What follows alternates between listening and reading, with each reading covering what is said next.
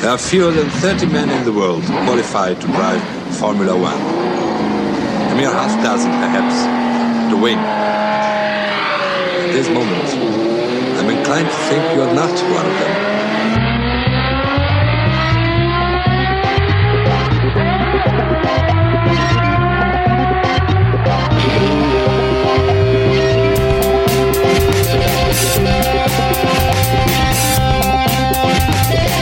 I think George got excited.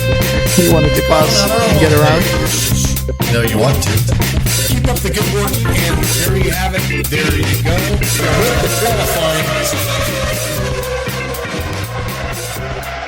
Welcome to F1Weekly.com. My name is Clark Rogers. I'm the host of the program.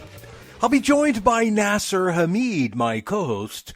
This is podcast number 1073, December 10th. 2024, Nasir. Thank you, sir. I say magic carpet ride for Lando and McLaren in the Arabian Night. Debut for Doohan. Out the door for Bottas and Joe and others. And Sir Lewis has left the building in Brackley. We shall explain gladly and tearfully. Back to you, Chief. Thank you, Nasir. On today's program, McLaren beats Ferrari for the Constructors Championship. LCH needs to be better than Carlos next season. Max says the stewards are stupid idiots. And the good news, ladies and gentlemen, we have Fernando Alonso next year all over again. And this week's interview, part 3. Yes, indeed, this has been a grandioso interview. I'm talking about Giorgio Piola. This is part 3 of the great interview of the great illustrator that has been around for so long, showing us how these things work. And I have some good news from Feedspot.com. They'd like to thank everybody that listens to F1Weekly.com because we are in the top 25 podcasts in the world. Of course, Formula One podcast, yes indeed. So thank you, Feedspot, and congratulations to them for discovering us.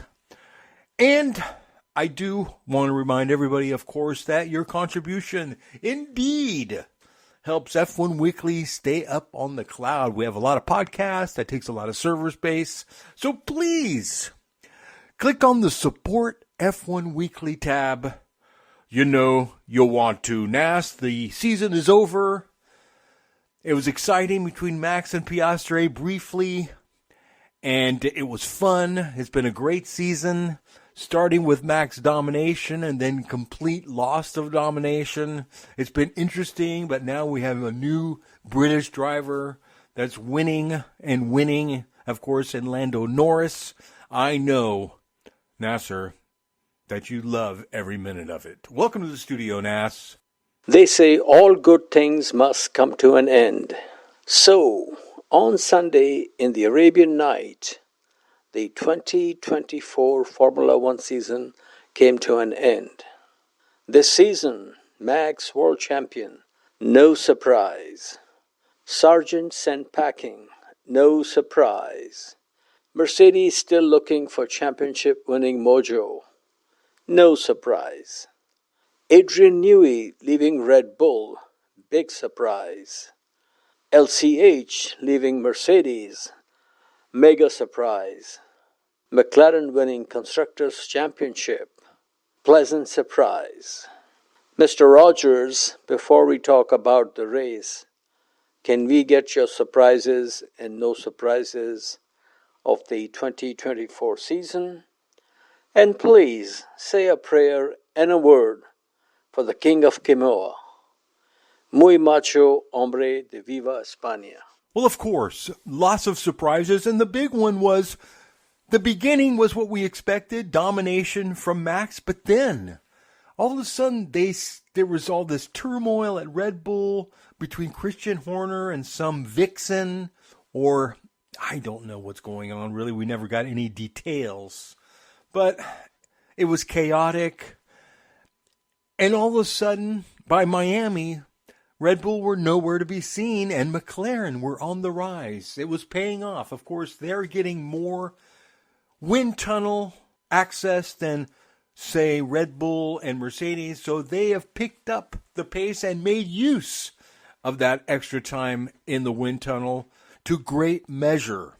And the biggest surprise for me is no podiums for Fernando, unlike 2023, which really added an extra zing and zest to the season. So Aston Martin languishing. On the other hand, Haas, really the big surprise for me. Hülkenberg, Magnussen, their last season with Haas, and really put it to them. It's very, very impressive. I was so happy for Alpine as well. All of a sudden, after the chaotic news of Renault pulling out of engine building and the rest, and Gasly outperforming Ocon to the hilt, that was very exciting. It was great to see Renault end on a high. So I'm very happy about that. Bummed about Fernando. I'm content about McLaren. I'm happy to see them finally get the championship since the Mika Hakkinen days. And sure, let's hope Fernando can get back on the podium next season. Right, Nasir?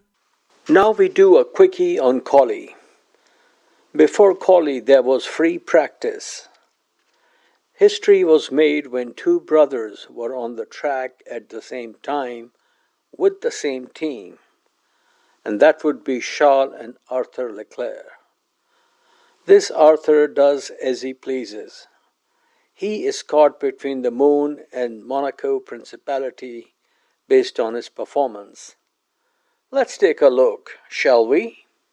In 2021, Arthur Leclerc was 10th in the Formula 3 Championship with 2 wins. The following year, he moved up to 6th in the championship with just 1 win. He did win the Formula Regional Asian Championship with 4 wins. So far, okay. Last year, he was 15th in the Formula 2 Championship with no wins. Just 1 podium. Now that is no bueno. His brother, Charles, won this championship in 2017 with authority, taking 7 wins in his rookie season. Now that is very impressive. This year, brother Arthur won the Italian GT Endurance Championship with 2 wins from 4 races, and he is a Ferrari development driver. Which takes me back to another famous name who was in the Ferrari Driver Academy also, Giuliano Alesi. I think Giuliano and Arthur are missing out on new motivation. In free practice 1, hombre with a lot of motivation and passion was 7th, and that would be Franco Colapinto in his final Formula 1 race, at least for the near future. Fellow Latino from neighboring Brazil, Felipe Drugovich, was 9th on board an Aston Martin.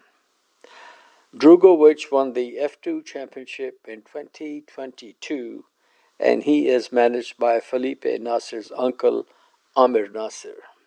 Debutant Jack Doohan was 19th, 1.9 seconds off the pace of fastest man in free practice 1, and that would be Charles Leclerc.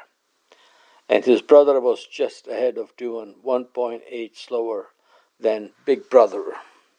So long ways to go for Jack and Arthur Leclerc. Now we come to quali. First surprise of Q1 was the exit of Lewis Hamilton, and Toto said it was due to idiotic mistake by the team. And Toto was hoping their professional relationship will end on a high note, and that was not looking to be the case on Saturday. Time will tell if number 44 has lost mojo or a lack of motivation due to a non-competitive machinery. It is never easy to see heroes of the sport, whether they are lucky or not, go out in misery. It reminds me of final years of Graham Hill in Formula 1 and Mario Andretti in IndyCar racing. As huge fans of these two legends, it was very painful, to say the least. Then Ferrari's hope of a Constructors Championship was thrown off the prancing horse when Leclerc was handed a 10-place grid penalty for change of battery pack, I believe it was. And then he was out in Q2. No wonder Zach Brown and company were so happy when Papaya cars occupied the front row with Lando on pole after Q3. Carlos Sainz Jr. in his final drive for Ferrari was third on the grid. Nico Hülkenberg in his final drive for Haas was fourth, which was very impressive, and later he would get a penalty also. No surprise there. Row 3 was Max and Gasly. Max was about 0.3 seconds off the pole time. So basically, given the hustle he can do and the way he can do, as far as I was concerned, he was still in the game.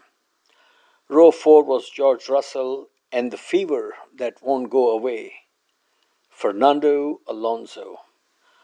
Row 5 was Desperados on their way out, Bottas and Checo. Jack Doohan's first Formula One qualifying attempt saw him out in Q1. He was 20th out of 20 drivers, no surprise there.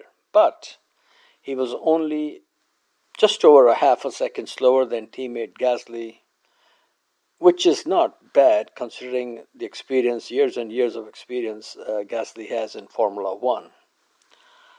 Hopefully, Jack will improve race by race. Otherwise, Flavio will do what he has done best: sign a driver to a management contract and bring him to the team.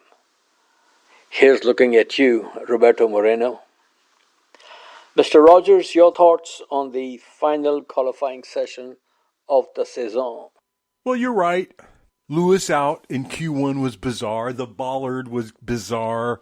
It was innocent but bizarre, and Toto had nothing to apologize about. I mean, it really wasn't his fault. They should have sent him out earlier, whatever, really. Yeah, I think it was more bad karma than anything else. You know what I'm talking about, Nasir. And Ferrari, they've been doing so well, and then the penalty for the battery pack while they're trying to get the constructors was interesting. And, of course, all eyes are on Carlos Sainz Jr., the teary-eyed Ferrari driver who's innocent. All he did was do a good job and lost his drive. So it's double pain.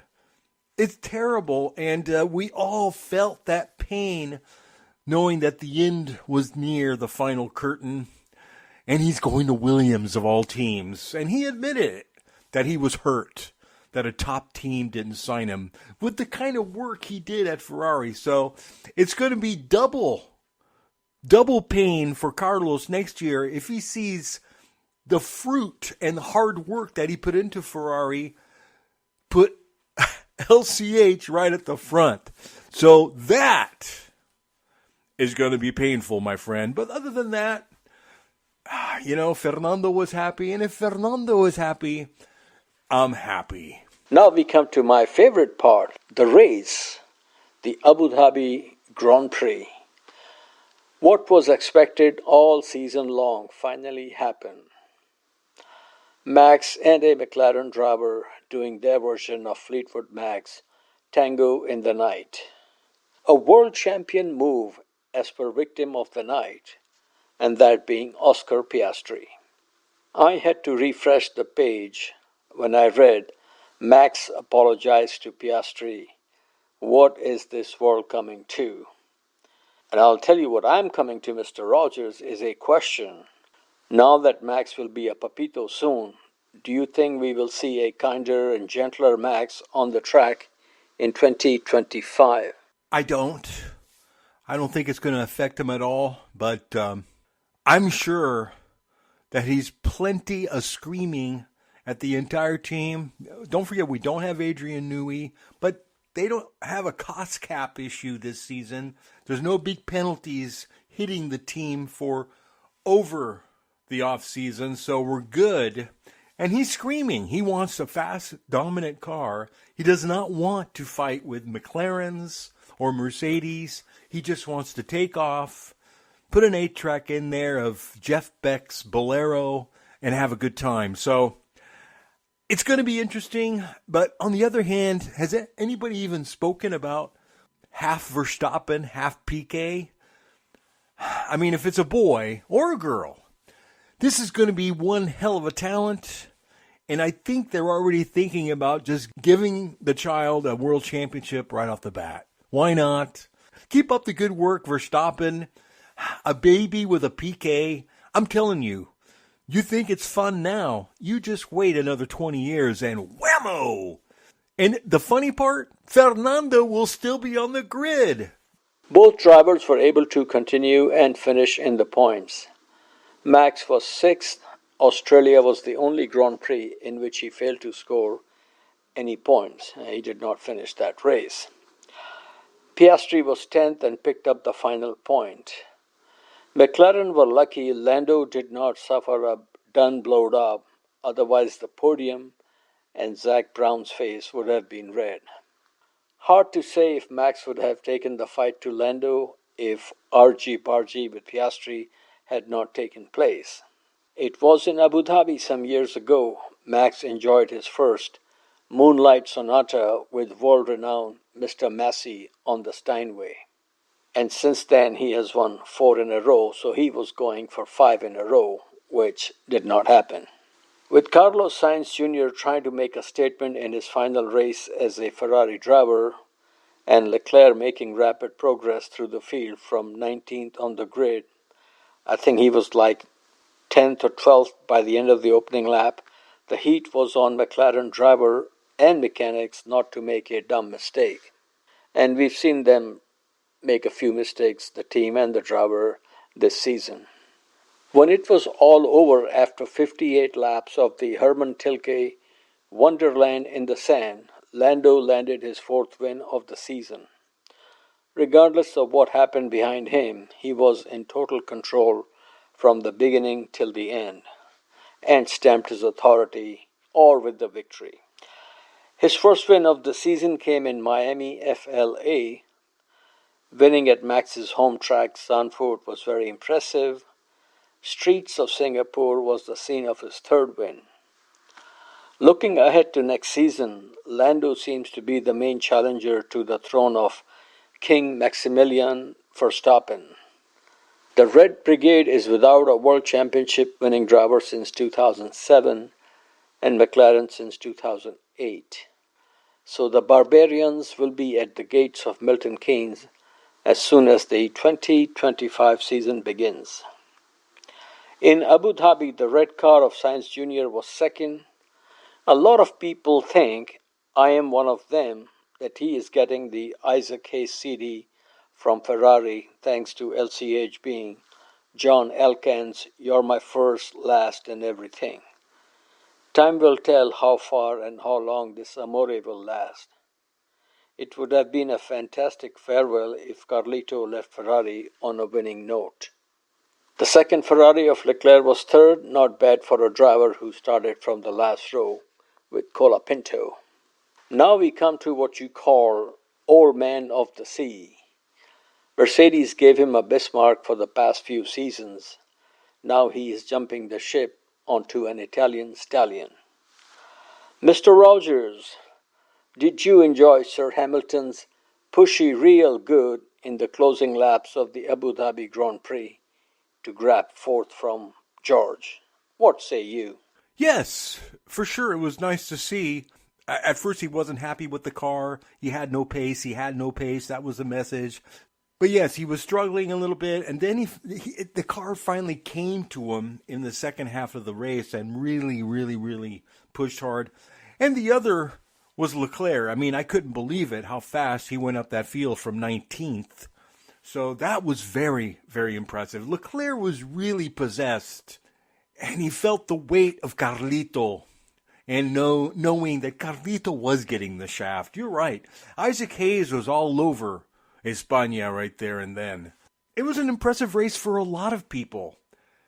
The only problem is Bottas, who qualified ninth. He just tumbled back and just couldn't make it up. But the Haas drivers did a fantastic job. Securing P7 behind Alpine in the Constructors was a great, terrific advancement for them. And you could see how happy they were. Gunther Steiner, what a personality, but I think he was holding him back with his personality. And I think now Haas is on a course of success, and I'm sure that their patron is very happy with that. So it's fun. Like I said, Max needs a break, especially after having a baby and winning a world championship. See, people don't put those two together. A world championship and a baby with PK. So it's a big year for Verstappen, one he'll never forget, of course. And next year let's not face it. Next year the cars aren't that different. We're going to have some aerodynamic differences, but it's still the 2025 car. Also, I want to congratulate General Motors for securing the Ferrari and gearbox drivetrain for their 2026 adventure. Nasir? Next season, I am looking forward to some real salt and pepper competition between the Ferrari drivers and that man from Red Bull. We all know who that is. Russell was fifth. He has been in the news over his war of words with Max, who finished sixth. In 24 races, Australia was Max's only DNF. And that speaks very well for the driver and the team's preparation. Seventh was Gasly. Flavio is loving this guy, at least for now. Nico Hülkenberg said bye-bye to Haas by delivering few more points to the team with his 8th place finish. Ninth was the king of karma, hombre who has crossed a few burning bridges. Who could that be? And the answer is El Machismo from Oviedo. Piastri picked up the final point by finishing 10th, and I am expecting Piastri to deliver a few dingo bites to Lando Norris in mano-a-mano battle at McLaren next season without the papaya rules coming into place. So that will be great. As they say on Wall Street, the trend is your friend. Right now, the McLaren team is looking very trendy, but everybody's meter will be set to 0 before Albert Park, and then we will find out which way the wind is blowing and who will be the hero when we are talking about the Abu Dhabi Grand Prix next year. So, Mr. Rogers, final race, the season is over. We move on. Looking back, any thoughts on the race, anything that stands out from the race or the season overall? Well, super season, great season, multiple winners, multiple teams winning, Ferrari looking fantastic. Of course, McLaren really the big thrill of the season for them and winning the Constructors Championship. That's memorable for sure, especially since the late 90s with the Mika Hakkinen Schumacher days. Now, very exciting. Once again, disappointed with Aston Martin. I certainly hope that Adrian Newey, just even being in the room, can help influence the 2025 car into the right direction, at least for podiums. But on the other hand, Gasly and Alpine, very, very impressive. You have to give it to Gasly to really outshine Ocon. And what's going to happen at Haas next year? That's going to be interesting. But I thought we had a great season. I'm proud of everybody. We got rid of Sargent. Colapinto was great. But once again, the Williams were crashing and still crashing. And that was really all they did was crash and cause a lot of headaches for the mechanics. So hopefully that is over and they'll come up with a better package next season. But I thought it was a great season. Absolutely fantastic from everything. The cussing, the swearing, the biased British press. I loved all of it. Let's hope Max and George can make up and start up again next year. But that was good too. We need a little infighting. We need a little crying.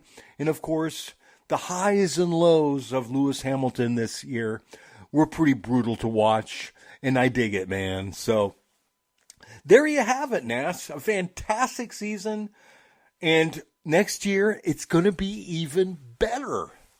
So it's going to be interesting. And the other thing that really blew my mind, Perez makes it to Q3, but then he's out on lap 2. Oh my God. So yeah, I just don't see contractually how they can keep Perez. It's just too expensive. Who they put in there is going to be fascinating. And then Cadillac is going to come out pretty soon and choose drivers. And Ricciardo's the big talk of the town. So there's a lot of stuff going on behind the scenes during the off season. Trust me, this could be the busiest off season for us ever. So I'm happy, I'm peppy, and I'm bursting along and ready for 2025. Now we come to Goodbye Sanford, Hello Zanzibar. Max is doing all the winning, but that is still not preventing losing his home Grand Prix after the 2026 Dutch Grand Prix. I guess Formula One is doing what it has done so very well in the last few years. Follow the money, and who can blame them? Here is a track steeped in racing history with a very enthusiastic and knowledgeable racing fan base. Where do we go from here? Rwanda, Somaliland, or Zanzibar? Talk about destination cities. Must be so difficult to choose from. Where would you go, Mr. Rogers, with Brigitte Bardot for a nice vacation if you have a choice between Kigali and Djibouti?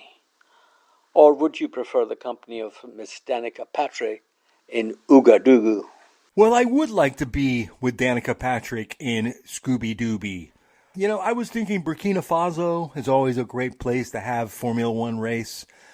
Yeah, and my favorite announcement was that, you know, you can't make this stuff up. Max Verstappen will serve his penalty for swearing in Singapore in Rwanda. He will be a member of the chain gang picking up garbage on the side of the freeway. So, yes, indeed. We have come a long way, baby, but I have no idea, Nasir. I'm with you. Might as well, you know, we'll be in Georgia pretty soon with the communists. The Russian Grand Prix will come back because Putin is just throwing in his personal $100 million check. I don't know, but it is about the dollars. I was really shocked when they canceled Zandvoort because I thought it's not only a fun track, it's a great track, great audience, a lot of orange smoke, I admit it, but the people, they all ride a bicycle to go to the race. How could you not re-sign that? And on the other hand, the Dutch are frugal, and the price tab was probably way too much. They could just simply watch vintage Formula One races at their track and still have a great time. So, yes, maybe they know something that I don't. Maybe Max won't be in Formula One in 2026. So, we'll see what happens. Very nice. Next, welcome to the jungle and adieu from Ocon. Sad but true, the guillotine came down on Esteban Ocon before the final race. He was disappointed it had to end this way. He was invited to a meeting with the Lord of Racing Ring before the Qatar Grand Prix, where Senor Briatore told him, "Your services are no longer required after the race." This is mild per Flavio standards. Just ask Nelsinho Piquet. Ocon said goodbye to his team through his social media. He wrote, and I quote, "To the hundreds of hard-working men and women at Enstone and Viry, I apologize that I will not be able to come see you in person and have a proper farewell. As you know, the plan was always to race one last time this weekend and personally say goodbye to you all next week. I was looking forward to both of those things. This is not how I wanted things to end." End quote. That's what he said. What I say is, in the Piranha Pool, drivers have been fired by text messages on their birthday and few days after giving their team their first Formula One Grand Prix victory. As they say in a song from Leon Russell, listen to the melody, because my love is hiding there. Mr. Rogers, your thoughts on the brutality in the racing community from somebody from your own Shangri-La? Well, it certainly wasn't expected. I don't know, but in the end, Ocon is sort of a jerk, causes a lot of accidents. And when you have Gasly, who's performing really at the peak of his career right now, I think they just had enough with Ocon's shenanigans. And they wanted to give Doohan a chance because Doohan might be temporary also if they go with Colapinto. So this is classic Flavio Briatore. And, I was thinking a lot of these new drivers are really, really spoiled. I mean, Piastri mocking the move by Max Verstappen. I mean, these people haven't raced against people like Pastor Maldonado, the great Latifi, one of your favorites, 2021. It's called racing, isn't it? But yeah, I mean, these people haven't seen anything. And Ocon was one of those accident-prone people. His CV says it all. So I find it interesting. I hear a lot of whining from people like, well, I don't want to say anything, but Max is really quite mild and just too machismo. That's really the problem. I think his driving is fine, but now he's got a big bullseye on his back. I mean, not only that, but the penalty on Hülkenberg was brutal for passing in the pit lane when all they had to do was Google the 2024 season to find that they allowed Max Verstappen to do a ton of passing in the pit lane several times this season, and no issues. All of a sudden, Hülkenberg, the last race of the season, everybody's gun happy. I have no idea what's going on with the FIA. They might have fired a few people, but they need to fire a few more people because I'm with Max. They are a bunch of stupid idiots. I think now we should take a rose water, as that's what's served in the Arabian Grand Prix in terms of champagne. So let's do a break with rose water, and we shall return with Motorsports Mondial.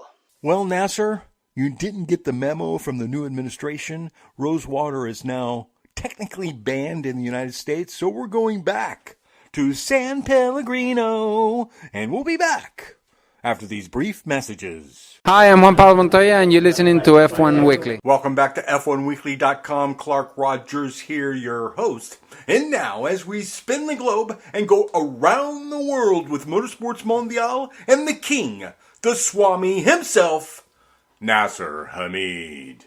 Greetings and racing regards from the world of motorsports. And today we present the third and final installment of my chat with Giorgio Piola.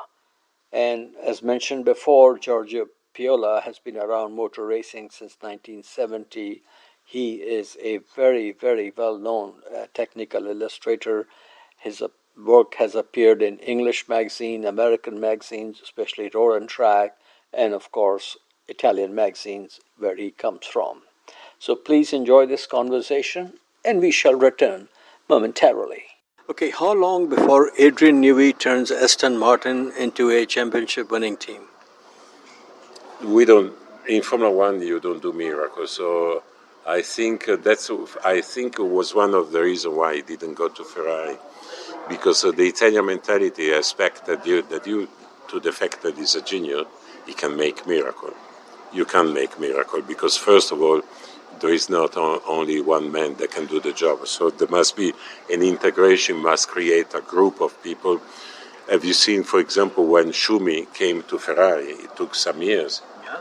And he had the advantage that he was not taking only Ross Brawn, but Ross Brawn, Rory Byrne, Juan Villadeprat, and some other engineer. So he took a Benetton group. So if you want that car, making nearly a joke, I called the Benetton builder in Maranello, because the leader of the project were all people from Benetton.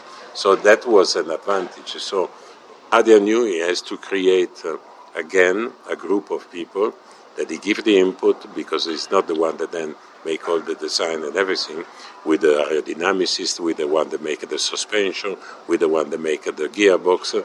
And so I need, I think, it will be nearly impossible that in 26 they can win the championship straight away. Maybe also he did with Benetton, because with the Red Bull immediately they didn't win. Well, what about Lewis Hamilton riding a prancing horse? How long before he becomes champion in a red car? I always say a joke that is impossible to say because otherwise I get in trouble. But I think it will be hard. Because even if today, we have to say today the Ferrari win was really very clear, very, very good. But I think Ferrari people, they don't have yet the mentality of the same level of the British team. Now, I understand you did not, your relationship, whatever it was, went south with Ayrton Senna because something happened at the Hungarian Grand Prix. Can you elaborate on that, please? This is something that I'm very sorry because I didn't have the time to apologize.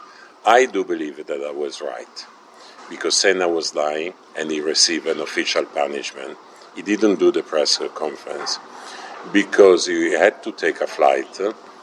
And he said, please guys, do the question very fast because I have a flight. In that year, in the Hungarian Grand Prix, there was a translator.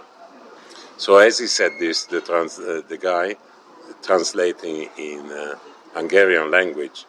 So Senna realized that it would have been very long to do the interview, and he went away.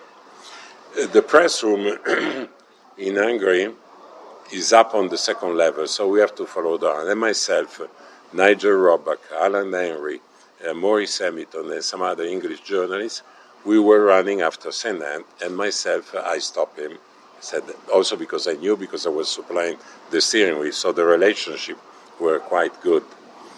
And I said to him, listen, Ayrton, we have to do the interview. You didn't do. He got terribly upset. He said, you were not in the press room. I did. And myself, instead of saying, it's not true, unfortunately, I said, fucking liar. You called him that? I said, fucking liar, and he tried to hit me.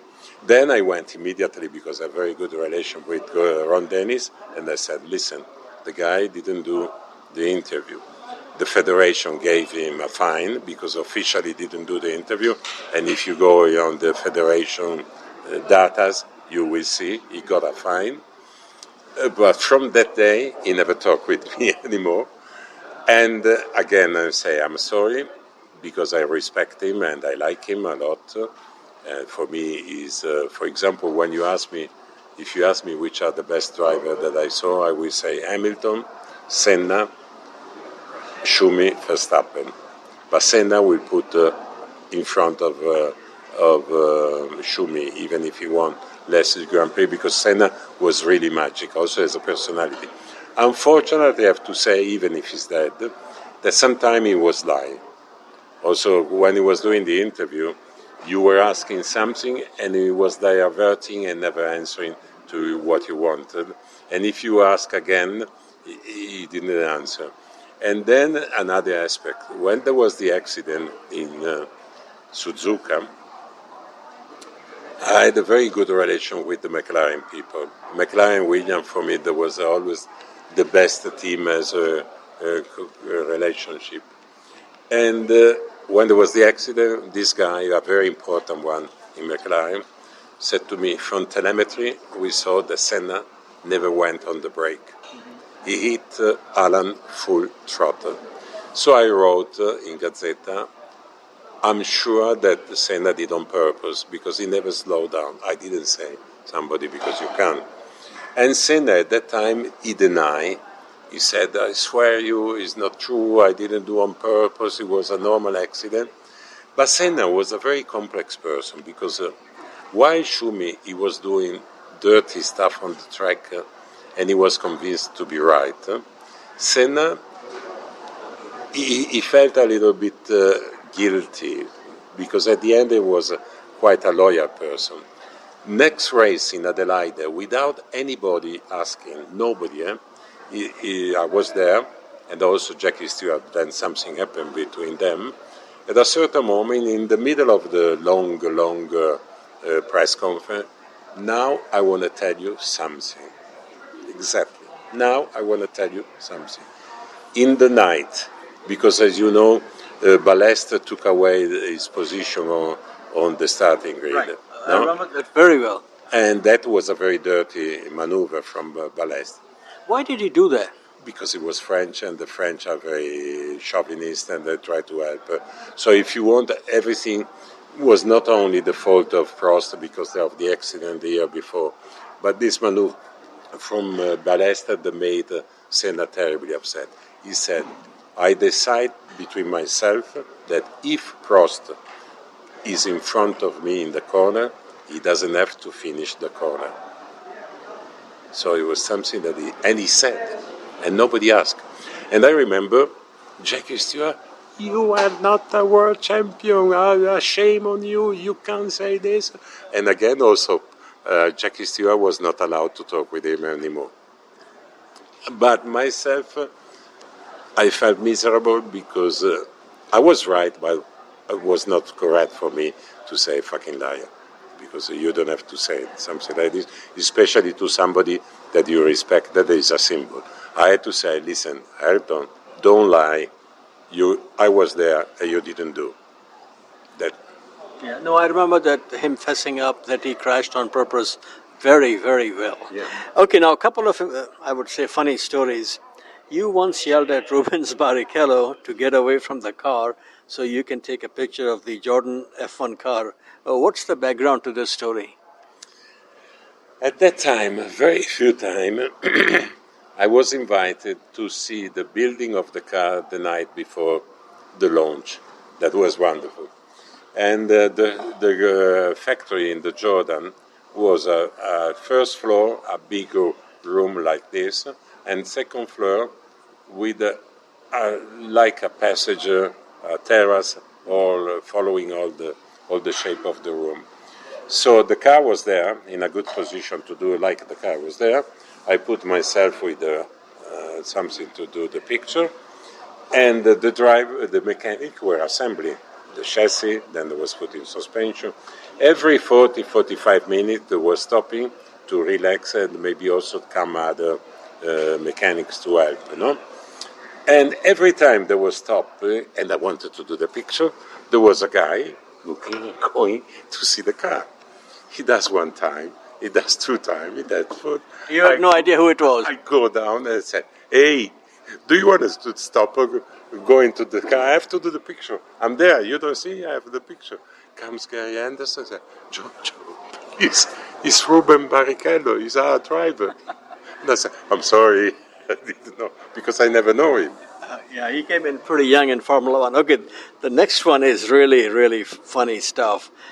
Signor Commendatore Enzo Ferrari called your employer to complain about your drawing from Rio pre-season testing and suggested you should focus on Brazilian girls and not inside his cars. What led Enzo to make this call? At the time was Gerhard Berger driving the Ferrari, and it was the first time driver was put in protection to the knee. And even more, there was the frame, this is the steering wheel, and there is a frame to fix the steering wheel, and was squared. They made like 2U to give more space for the knee. So I did the picture, and I had already done the cockpit of the Ferrari, so it was very easy for me to do with the pen and making the drawing, and then highlighting with the color to see they cut the chassis. What happened in the magazine and in the newspaper, I was the only one that tested, the only Italian. When you write a story, it can happen that the day after the other people follow the story and they make it bigger.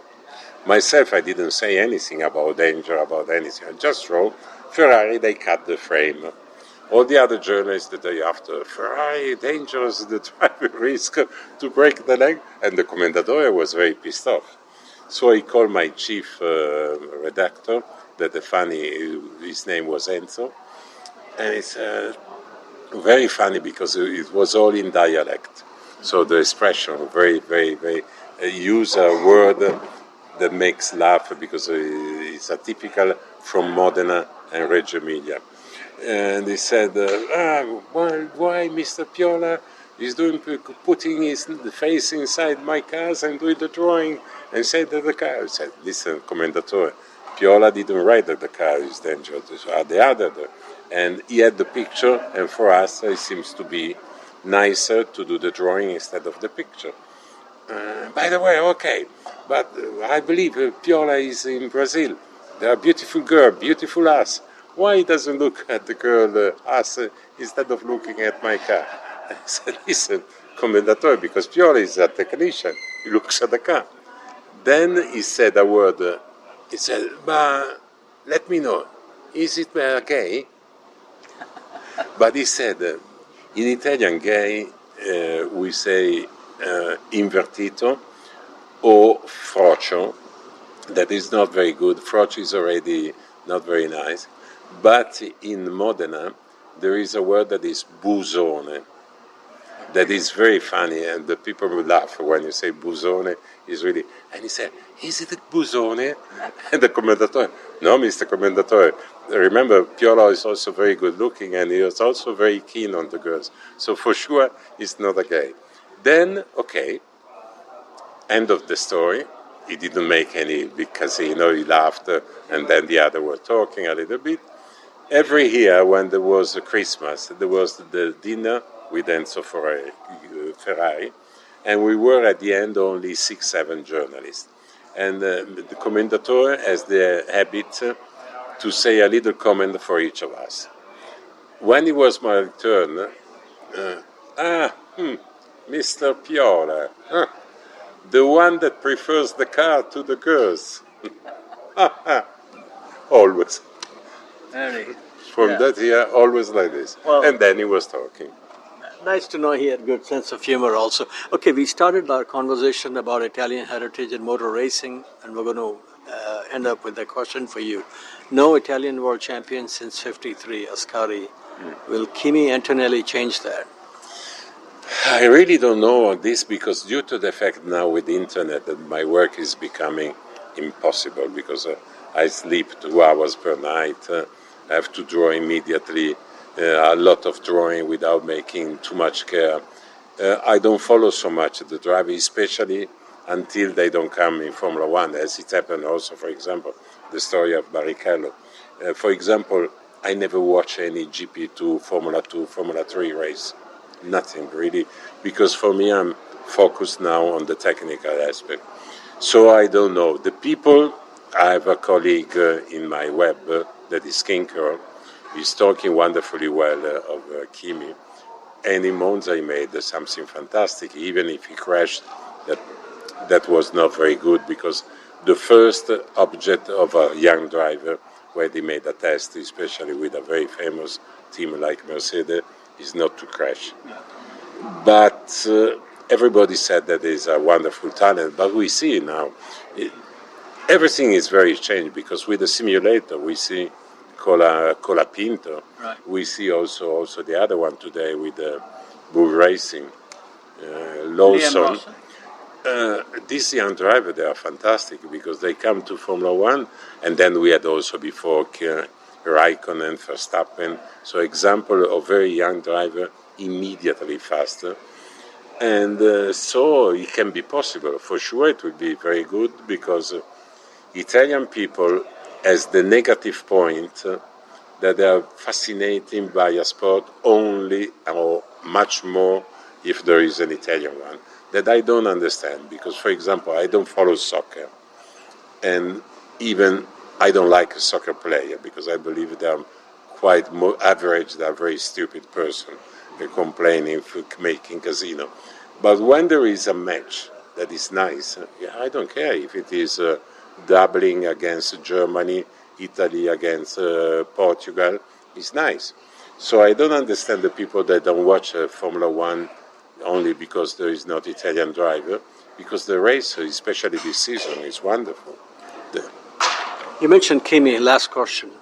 In my very humble opinion, watching since '73, I think he is the most pure natural talent that ever came into Formula One. How do you rate him as a pure Kimi Raikkonen? Raikkonen, yes, fantastic. And I tell you, it was the only team when he won here in Austin some years ago that was really like a fan, because I like him also because he has some characteristic very similar to me, that he doesn't care, he's not diplomatic, he doesn't care to be nice with important people. He can become the president of the republic if he's playing with his mobile. He doesn't even say hello to the president of the republic, and he does care about his job. And he's a very pure talent, very honest, because he never did any dirty maneuver. He has a very strange sense of humor, because, for example, it was fantastic when in Canada, in the pit lane, Hamilton hit him instead of, can you imagine Alonso? Idiot, what? He showed him the red light. The red light. Yeah. Fantastic. Yeah. And when also the sentence when he said, leave me alone, I know what I'm doing. And also another one, fantastic. In São Paulo, he went outside. I remember that. And he went, where are you going? Last year the gate was open. Yeah. That is fantastic. Yeah. And then he's a pure talent. Yes, yeah, for sure. But again, also Verstappen is a pure talent. Yes. And also Hamilton. But also this season is fantastic because, okay, Norris for me is still too young, too naive, and too simple, no? Because he has not the aggressivity that you need. Oscar, for example, for me, is better in this one, but they are pure talent. Leclerc also. So we are in a moment that we have 6, 7 drivers at the maximum level, and it's funny because people complain, but when there was Schumi, it was Schumi and Hakkinen and nothing. Schumi and Alonso and nothing else, because the other Coulthard, Barrichello, there was not at the level of these 6 that we have now. So I don't understand why the people complain. And for me, the spectacle is very good. From the technical point of view, these cars are fantastic because of the fuel efficiency, fantastic, because they run with half of the fuel of the atmospheric engine.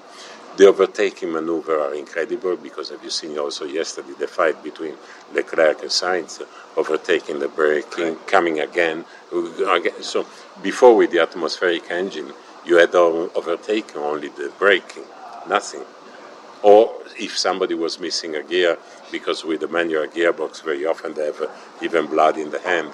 So there is no reason to complain. But at that time it was Ferrari winning and everybody was happy. But the championship, when Schumi, if you consider, he made 4 stops in Magny-Cours.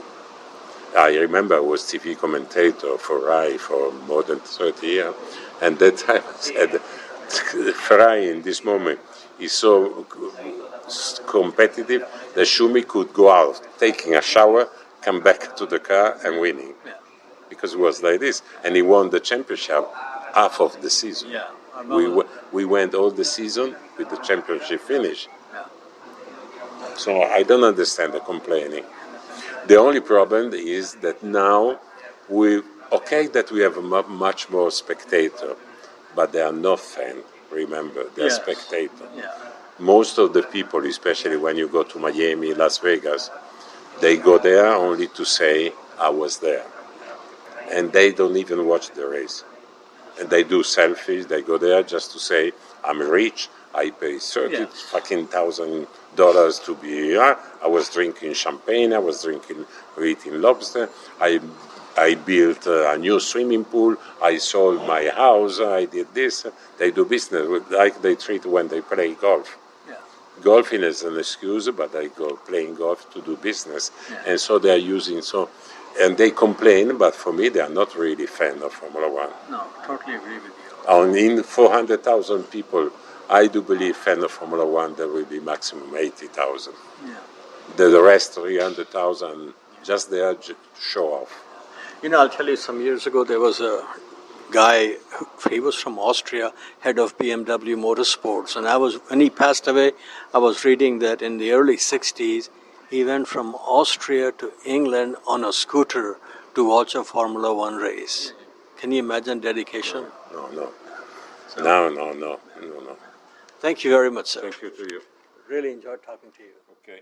Giorgio, it's been a pleasure listening to you for the past several weeks. Gracias. Back to you, Nas.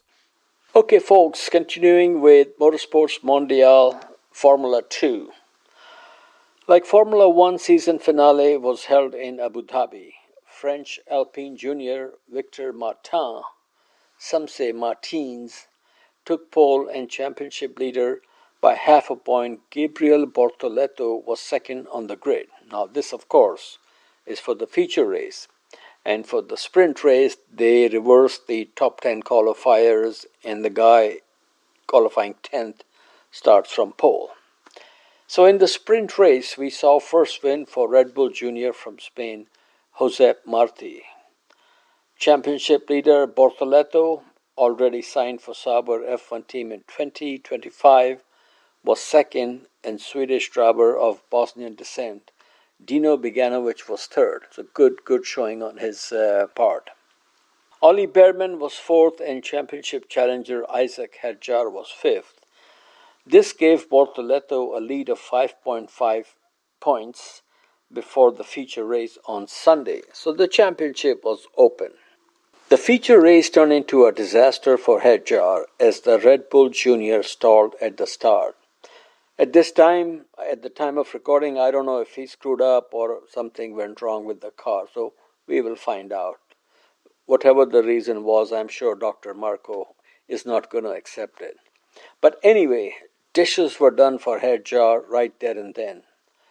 Man from Paraguay, Joshua Dirksen, took his first feature race win, and Bortoleto was happy to be second to become second Brazilian in 3 years to win the F2 championship. You know, for years and years, just like the nation of France and Germany, where they did not have a champion in Formula 1, we did not have a GP2 champion for quite a while from Brazil, and now we have 2 in 3 years, so good for them. Winning Formula 2 and Formula 3 championship back-to-back in rookie season is very impressive by Senor Bortoleto.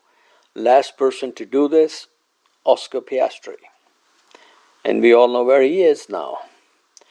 Hadjar is now waiting for the axe to fall on Checo so he can check in on the second seat at RB. Hadjar and Tsunoda in the same team. If that happens, a dream come true for any team manager. We wait for the news from the halls of Montezuma how many pesos Checo will take from Red Bull to leave the Piranha Pool. And he has already stated he has no interest in IndyCar racing. So maybe he'll stay out and come back 2026 and buy a ride through Telmax money with the team. We'll see how it works out. Speaking of Formula 2, the second coming of JPM, Sebastian Montoya, has signed with the top Prema team to race in Formula 2 next season. This year he was 17th in the F3 championship. Both father and son race for Dr. Marco, and to quote him from our interview with the good doctor in July, according to Dr. Marco, father was crashing towards the end of the race, son was crashing at the beginning of the race.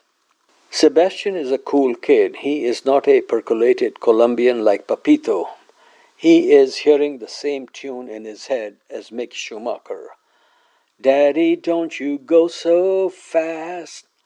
And that's what the problem really is. Now we go to Formula E from Sao Paulo. Pole position, Pascal Wehrlein. He had a big crash in the race after colliding with Kiwi Nick Cassidy. Good news, all is well. Race winner was another Kiwi, Mitch Evans. He started from last on the grid, quite an electrifying performance. Once upon a time, Mitch Evans was GP3 champion and his manager was Mark Webber. And I was at that race at Monza where Mitch Evans clinched the GP3 championship, and I was in the press room, sort of a cubicle, not a room, with him. And he said, man, I'm getting so many calls from New Zealand already. And this was shortly after the end of the race. And he said to me, they are so happy like I've won the Formula One World Championship. So good for them and good for him. Moving on, sir, some driver signing news. K-Mag in the ultimate driving machine. This cat has 9 lives. Once upon a time, he was on the podium in his first Formula One race. At the end of that season, Ron Dennis wanted to keep him, but was outvoted by his partners, and K-Mag was told to hit the road, Jack. We want Mac the Knife, the El Machismo. Oh, did that shark bite with his pearly teeth on the GP2 engine. K-Mag came to America to race in IMSA, went back to Formula One. That party came to an end when the checkered flag fell on the Abu Dhabi Grand Prix on Sunday. Now he has been picked up by BMW for their sports car program. This is very good news for the Danish driver from Roskilde, and we wish him well in his new drive. And there is a good chance he may be at Daytona for the Daytona 24-hour race, and I plan to attend that event, as I have many years in the past.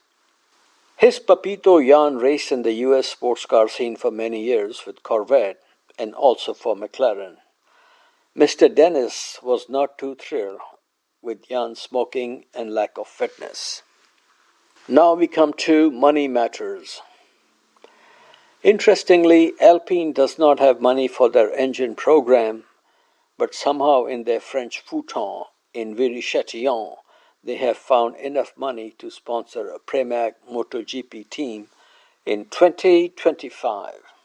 Car manufacturers sponsoring a motorcycle team is nothing new. Back in the days of Rossi and Lorenzo at Yamaha, they used to have sponsorship from Fiat on their bikes. And eagle-eye F1Weekly listeners, no pun intended here, may remember Yamaha name on Dan Gurney's Indy car back in the day. We're talking late 60s, early 70s. The reason was very clear. In those days, he was Yamaha importer in Southern California. Now we come to some interesting F1 factoid. This year, Mighty Max took his 4th straight title, and just like previous 3 years, also won more races than any other driver. So let's take a look. 2021, his first championship season, he had 10 wins and LCH had 8 wins. 2022, 15 wins. Leclerc was the second most successful driver with 3 wins. 2 of these came in the first 3 races. 2023, which would be last year, this was total Berezina or complete disaster for the competition. Max won 19 of the 22 races. His teammate Checo won 2 races, and the only non-Red Bull victory came in Singapore. Very impressive victory by Carlos Sainz Jr. 2024, Max had 9 wins going into Abu Dhabi, and of course he did not win on Sunday. In other words, numbers are staggering. Between 2022 and 24, so 3 seasons, 22, 23, 24, Max has won 43 races, okay? And that is more than Senna in his entire career. And of course, there's a lot more to this story, but at least on paper, his record is absolutely incredible.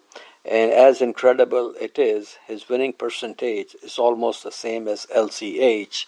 So it's hard for me to suck it up that one guy with the same winning percentage is the greatest driver and the other is Lucky Luciano. Just my 2 cents. Now we move on to Jim Clark, one of the greats of Grand Prix racing. He had 25 wins. Amazingly, throughout his career, which was all with Colin Chapman and Lotus, he only had 1 second-place finish in Grand Prix motor racing. And we're talking Formula One Championship motor racing because in those days there used to be non-championship races also. Okay, folks, now we're going to look ahead. What's happening? Thanks to globalization of motorsports, we have racing in December, January, and February.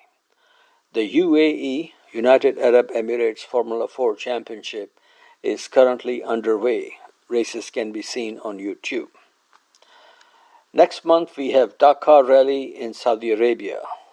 Carlos Sainz Sr. will be driving a Ford, I think it's a Ford Raptor. In mid-January, we have pre-season testing for American version of Formula 2. That would be Indy Next or Indy NXT at Sebring, and I am planning to be there both days.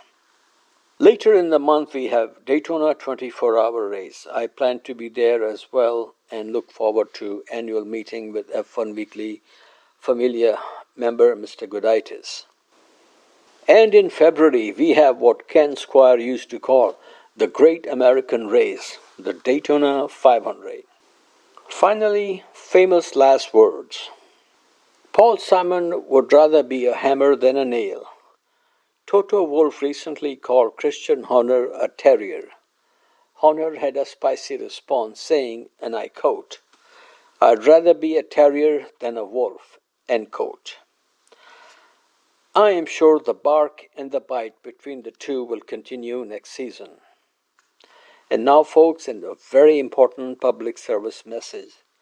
Please tune in to F1 Weekly next week as we have an F1 Weekly first, our first ever interview with a current Formula One driver. So a driver on the grid will be in the palatial studios. Please do not miss it. And now we come to Musical Mondial. Here is an Arabian theme from the orchestra of Ron Goodwin. This is one of my all-time favorites going back to my high school days. Thank you for listening and please enjoy Dancing Eyes. Bye-bye. Good night.